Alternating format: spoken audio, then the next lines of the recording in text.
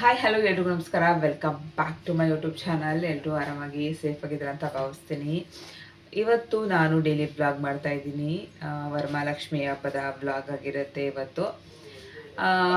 ಬೆಳಗ್ಗೆನೇ ಎದ್ದು ಎಲ್ಲ ರೆಡಿ, ನೆನ್ನೆನೇ ನೈಟ್ ಮಲ್ಕೋಬೇಕಾದ್ರೆ ಎಲ್ಲ ರೆಡಿ ಮಾಡಿ ಮಲ್ಕೊಂಡೆ. ಇವಾಗ ಇಷ್ಟು ಸ್ನಾನ ಮಾಡೋದು, ಪೂಜೆ ಮಾಡೋದು ಅಷ್ಟೇ.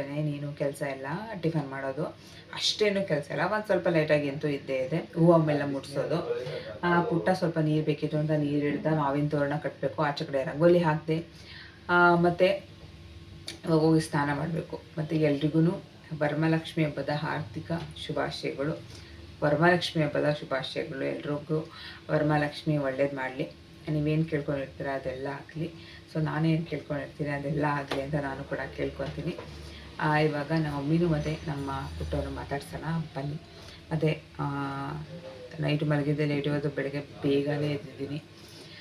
ಅದಕ್ಕೆ ಸ್ವಲ್ಪ ವಾಯ್ಸ್ ಒಂಥರ ಇದೆ. ನೈಟ್ ಮಲ್ಕೊಳ್ಳೋದು ಲೇಟ್ ಆಯಿತು. ಸೊ ಅದಕ್ಕೋಸ್ಕರ ನಾನು ಏನು ಮಾಡಿದೆ, ಸರಿ ಸ್ವಲ್ಪ ಹೊತ್ತು ಲೇಟ್ ಆದರೂ ಪರವಾಗಿಲ್ಲ ಎದ್ದೋಣ. ಯಾಕಂದರೆ ಒಂದು 3-4 ಟೈಮ್ ಇದೆ ಪೂಜೆ ಮಾಡೋಕ್ಕೆ. ಆ ಟೈಮಲ್ಲಿ ಮಾಡೋಣ, ಜಾಸ್ತಿ ರಿಸ್ಕ್ ತೊಗೊಳಕ್ಕೆ ಹೋಗ್ಬಾರ್ದು ಅಂದ್ಬಿಟ್ಟು ಇವಾಗ ಮಾವಿನ ತೋರಣ ಕಟ್ಟೋಣ. ಬನ್ನಿ. ಬೆಳಗ್ಗೆನೇ ಎದ್ದು ಫಸ್ಟು ರಂಗೋಲಿನ ಹಾಕ್ಕೊಂಡೆ. ಆಚೆ ಕಡೆ ಎಲ್ಲ ನೈಟೇನೆ ಪುಟ್ಟ ತೊಳೆದಿದ್ದ. ಇನ್ನೊಂದೇನಪ್ಪ ಅಂದರೆ ನಮ್ಮ ಮನೆ ಆಚೆ ಕಡೆ ವೈಟ್ ಕಲರ್ ಪೇಂಟ್ ಮಾಡಿಬಿಟ್ಟಿದ್ದಾರೆ. ಸೊ ಅದರಿಂದ ರಂಗೋಲಿ ಹಾಕಿದ್ರೆ ಅಷ್ಟು ಕಾಣಿಸೋದು ಇಲ್ಲ. ಬಟ್ ನನಗೆ ರಂಗೋಲಿ ಹಾಕೋಕ್ಕೆ ತುಂಬಾ ಇಷ್ಟ. ಬಟ್ ಅಂದ್ರೂ ನಾನು ರಂಗೋಲಿ ಹಾಕೇ ಹಾಕ್ತೀನಿ. ಅದು ಕಾಣಿಸ್ದೇ ಇರಲಿ, ರಂಗೋಲಿ ಮಾತ್ರ ಹಾಕ್ತೀನಿ. ವೈಟ್ ಕಲರ್ ಇರೋದ್ರಿಂದ ವೈಟ್ ಹಾಕಿದ್ರೆ ಕಾಣಿಸಲ್ಲ, ಬಟ್ ಚೂರು ಲೈಟಾಗಿ ಕಾಣಿಸುತ್ತೆ. ಅರ್ಶಿನ ಕುಂಕುಮ ಎಲ್ಲ ಇಟ್ಟು ಅದೇನು ಮಾಡ್ಕೊಂಡಿಲ್ಲ. ರಂಗೋಲಿ ಎಲ್ಲ ಹಾಕಿ ಮತ್ತು ಇಂಟ್ರೋ ಮಾಡಿಕೊಂಡು ಆಮೇಲೆ ಮಿಕ್ಕಿದ ಕೆಲಸಗಳೇನಿದೆ ಅದನ್ನೆಲ್ಲ ಮಾಡ್ಕೊಳಕ್ಕೆ ಹೋದೆ. ಪುಟ್ಟ ಆಚೆ ಕಡೆ ತೋರಣ ಎಲ್ಲ ಕಟ್ಟಿಬಿಟ್ಟಿದ್ದ. ನಾನು ಇನ್ನು ಲೇಟ್ ಆಗಿಬಿಡುತ್ತೆ ಅಂತ ಅಂದ್ಬಿಟ್ಟು ನಾನು ಸ್ನಾನ ಮಾಡ್ಕೊಬಿಡೋಣ ಅಂತ ಅಂದ್ಬಿಟ್ಟು ಹೋಗಿದ್ದೆ. ಬರೋ ಅಷ್ಟರಲ್ಲಿ ತೋರಣ ಎಲ್ಲ ಕಟ್ಟಿದ್ದ. ಸೊ ಅದಕ್ಕೆ ವೀಡಿಯೋ ಮಾಡೋಕ್ಕಾಗಿರಲಿಲ್ಲ. ಆಮೇಲೆ ನಾನು ಮಂಗಳವಾರನೇ ಮಾರ್ಕೆಟ್ಗೆ ಹೋಗಿದ್ನಲ್ಲ, ಆವಾಗಲೇ ಕಮಲ ಹೂವೆಲ್ಲ ತೊಗೊಂಡು ಬಂದಿದ್ದೆ. ಈ ಥರ ಫೋಲ್ಡಿಂಗ್ ಮಾಡಿ ಕೊಟ್ಟರೆ 100 ರುಪೀಸ್ ತೊಗೋತಾರೆ. ನಾನು ಜೋಡಿ 30 ರುಪೀಸಿಗೆ ತೊಗೊಬಂದಿದ್ದೆ. ಇದನ್ನು ನಾವೇ ಮಾಡ್ಕೊಬೋದು ಆರಾಮ್ಸೆ. ನಮ್ಗೆ ಯಾವ ಥರ ಬೇಕು ಆ ಥರ ಮಾಡ್ಕೊಬೋದು. ನೋಡಿ, ನಾವು ಮಾಡ್ಕೊಳ್ಳೋದಕ್ಕೂ ಜಸ್ಟ್ ಒಂದು 5 ನಿಮಿಷನೂ ಆಗೋಲ್ಲ. ಬಟ್ ಅವ್ರು ಮಾಡಿಕೊಟ್ರೆ 100 ರೂಪಾಯಿ. ಎಲ್ಲಿಂದ ಎಲ್ಲಿಗೆ ನೋಡಿ ಲೆಕ್ಕಾಚಾರ. ಆದ್ರೂ ಲಕ್ಷ್ಮಿಗೆ ಕಮಲ ಹೂವು ಅಂದರೆ ತುಂಬಾ ಇಷ್ಟ. ಅದ್ರ ಜೊತೆಗೆ ಯೆಲ್ಲೋ ಕಲರ್ ಹೂವು ಅಂದ್ರೂ ಇಷ್ಟ, ಮತ್ತು ರೆಡ್ ಕಲರ್ ಹೂವು ಅಂದ್ರೂ ಲಕ್ಷ್ಮಿಗೆ ತುಂಬ ಇಷ್ಟ. ಸೊ ಆದಷ್ಟು ನಾನು ಬರೀ ರೆಡ್ಡು ಮತ್ತು ಯೆಲ್ಲೋ ಕಲರ್ನೇ ಯೂಸ್ ಮಾಡಿದ್ದೀನಿ. ಹಾರ ಏನೂ ತರಲಿಲ್ಲ ನಾನು. ಮಲ್ಲಿಗೆ ಹೂವು ಮಾತ್ರ ತೊಗೊಂಡು ಬಂದಿದ್ದೆ. ಅದಾದಮೇಲೆ ಕಮಲ ಹೂವು ತೊಗೊಬಂದಿದ್ದೆ, ರೆಡ್ ಕಲರ್ ಬಿಡಿ ಹೂವನ್ನೇ ತೊಗೊಬಂದಿದ್ದೆ.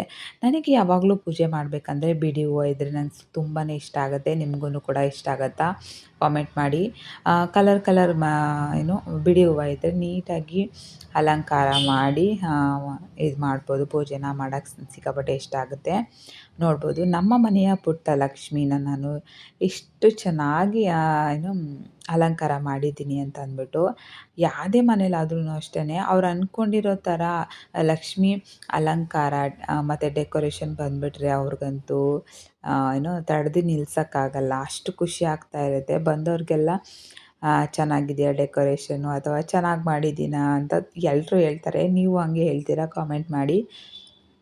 ಬೆಳಗ್ಗೆನೇ ಫಸ್ಟು ಹಾಲಿಟ್ಟು ನೈವೇದ್ಯಕ್ಕೆ ಹಾಲಿಟ್ಬಿಟ್ಟು ನಾನು ದೀಪನ ಅಂಟಿಸಿ ಪೂಜೆನ ಮಾಡಿಬಿಟ್ಟೆ. ಅದಾದಮೇಲೆ ಟಿಫನ್ಗೆ ಹೆಂಗಿದ್ರು ಏನಾದರೂ ಮಾಡ್ತೀವಲ್ಲ, ಸೊ ಅದನ್ನು ಕೂಡ ನೈವೇದ್ಯಕ್ಕೆ ಇಡೋಣ ಅಂತ ಅಂದ್ಬಿಟ್ಟು. ಕೆಲವೊಬ್ರು ಮನೇಲಿ ಬೆಳಗ್ಗೆ ಹಾಲಿಟ್ಬಿಟ್ಟು ನೈವೇದ್ಯ ಮಾಡಿಬಿಡ್ತಾರೆ, ಆಮೇಲೆ ಮಧ್ಯಾಹ್ನ ಅಡುಗೆ ಮಾಡ್ತಾರೆ. ಸೊ ನಾನು ಮಧ್ಯಾಹ್ನ ಮಾಡಿದೆ, ಬಟ್ ಬೆಳಗ್ಗೆ ಹೆಂಗಿದ್ರು ಮಾಡ್ತೀನಲ್ಲ, ಸೊ ಅದನ್ನು ಕೂಡ ಇಟ್ಟು ನೈವೇದ್ಯ ಮಾಡೋಣ ಅಂತ ಅಂದ್ಬಿಟ್ಟು.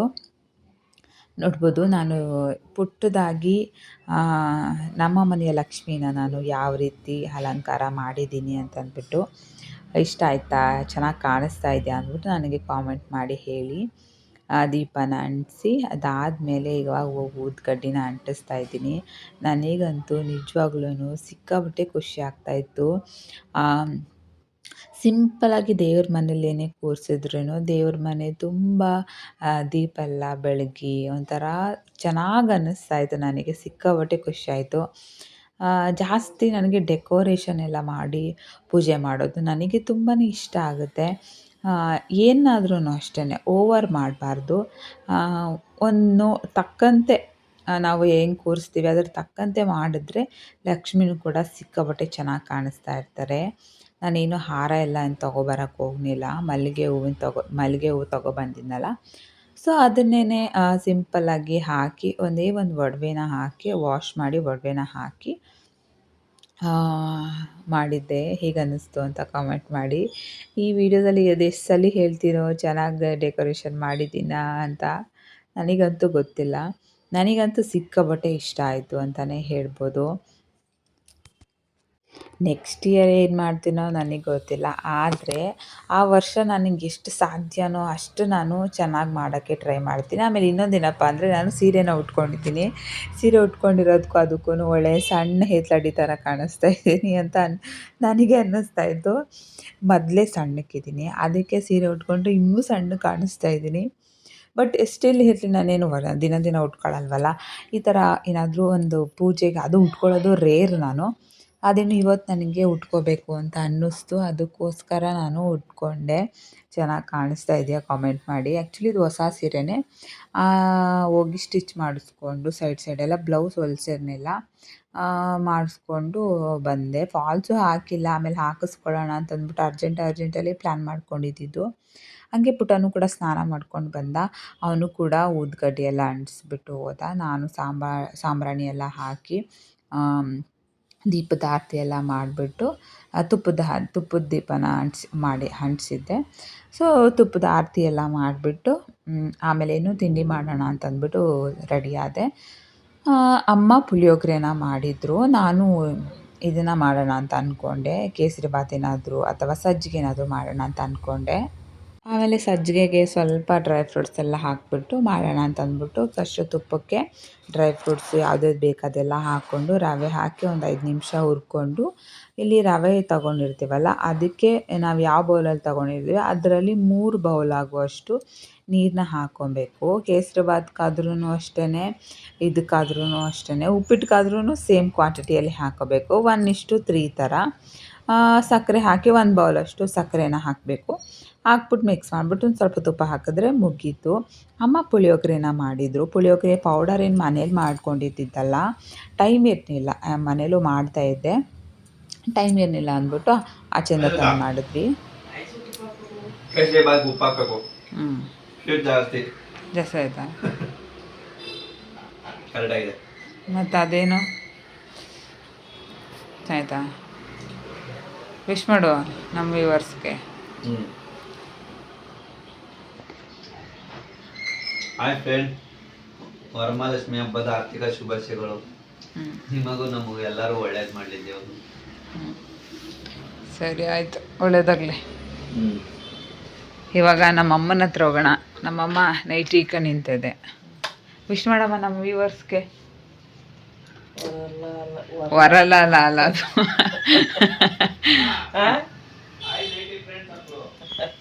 ವರಲಕ್ಷ್ಮಿ ಹಬ್ಬದ ಶುಭಾಶಯಗಳು. ವರಮಹಾಲಕ್ಷ್ಮಿ ಕಣಮ್ಮ, ವರಲಕ್ಷ್ಮಿ ವರಮಹಾಲಕ್ಷ್ಮಿ. ಹ್ಯಾಪಿ ವರಮಹಾಲಕ್ಷ್ಮಿ ಅಂದ್ಬಿಡು. ಹ್ಯಾಪಿ ವರಲಕ್ಷ್ಮಿ. ವರಮಹಾಲಕ್ಷ್ಮಿ. ವರಮಹಾಲಕ್ಷ್ಮಿ. ಹ್ಯಾಪಿ ಸರಿ ವರಮಹಾಲಕ್ಷ್ಮಿ. ಸರಿ ಗೈಸ್, ಯಾವ ಥರ ಡೆಕೋರೇಷನ್ ಮಾಡಿದ್ದೀನಿ ಸಿಂಪಲ್ಲಾಗಿ. ಚೆನ್ನಾಗಿದೆಯಮ್ಮ? ಚೆನ್ನಾಗಿ ಕಾಣಿಸ್ತಾ ಐತಮ್ಮ? ಸಿಂಪಲ್ಲಾಗಿ ಈ ಥರ ಮಾಡಿದ್ದೀನಿ. ಇವತ್ತು ನಮ್ಮನೇಲಿ ಸಜ್ಜಿಗೆ ಮತ್ತು ಹಾಕೊಂತೀನಿ, ನೀನು ಹಾಕ್ಕೊಂತೀನಿ. ಸಜ್ಜಿಗೆ ಮತ್ತು ಇನ್ನು ಪುಳಿಯೋಗರೆ, ಏನು ಅರ್ಶಿನ ಕುಂಕುಮಕ್ಕೆ ಬರೋರಿಗೆ ಇದೆಲ್ಲ ಪ್ಯಾಕ್ ಮಾಡಿ ಇಡಬೇಕು, ಆಮೇಲೆ ಮಾಡೋಣ ಅಂದ್ಬಿಟ್ಟು ಸುಮ್ಮನೆ ಇದ್ದೀನಿ. ಸದ್ಯಕ್ಕೆ ಇವಾಗ ಪೂಜೆ ಆಯಿತು, ಇವಾಗೆಲ್ಲ ನಾಷ್ಟ ತಿನ್ನೋದು. ನಾಷ್ಟ ತಿಂದು ಸ್ವಲ್ಪ ಹೊತ್ತು ರೆಸ್ಟ್ ಮಾಡಿ ಆಮೇಲೆ ಅಡುಗೆ ಮಾಡೋದು. ಮಧ್ಯಾಹ್ನದ ಅಡುಗೆ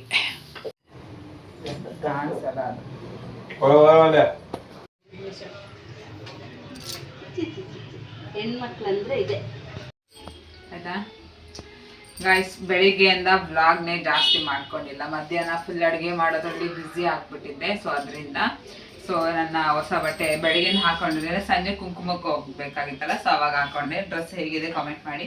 ಫುಲ್ ಕಾಣಿಸ್ತಾ ಇದ್ದೀನ?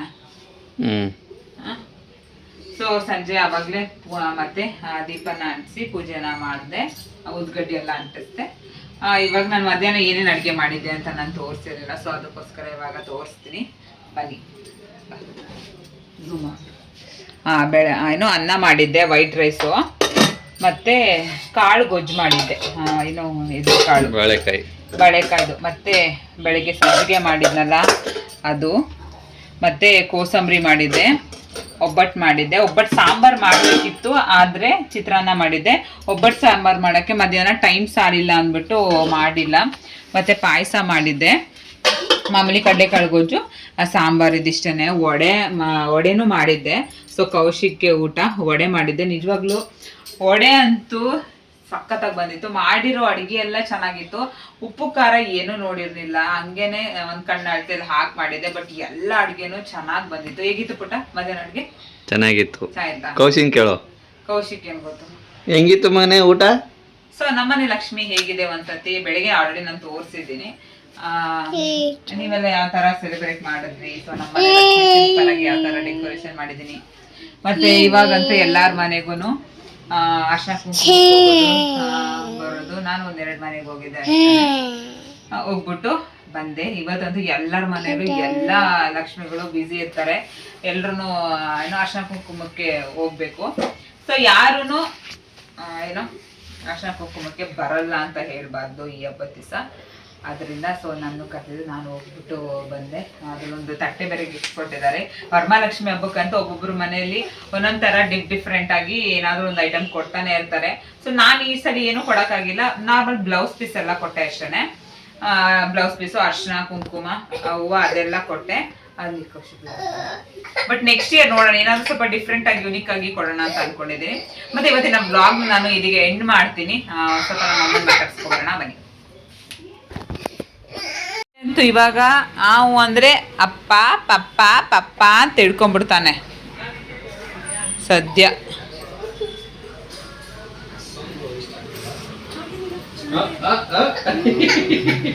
ಪ್ರತಿ ಮನೆಯಲ್ಲೂ ಹೋಳಿಗೆ ಮಾಡಿದಾಗ ಇದನ್ನು ಯಾರೂ ಮಿಸ್ ಮಾಡ್ತೀರಾ, ಮಾಡ್ತಾರೆ ಅಂತ ಅನ್ಕೋತೀನಿ. ರೊಟ್ಟಿನ ಬಳ್ಕೊತಾರೆ, ಸ್ವಲ್ಪ ಕಣಕ ಉಳ್ದಿರುತ್ತಲ್ಲ ಅದರಲ್ಲಿ, ಅದಕ್ಕೆ ಸ್ವಲ್ಪ ಉಪ್ಪು ಖಾರನ ಸ್ವಲ್ಪ ಅರಿಶಿನ ಪುಡಿ ಹಾಕ್ಬಿಟ್ಟು ಸೊ ನೀವು ಕೂಡ ಮಾಡ್ಕೊಂಡು ತಿಂತೀರಾ.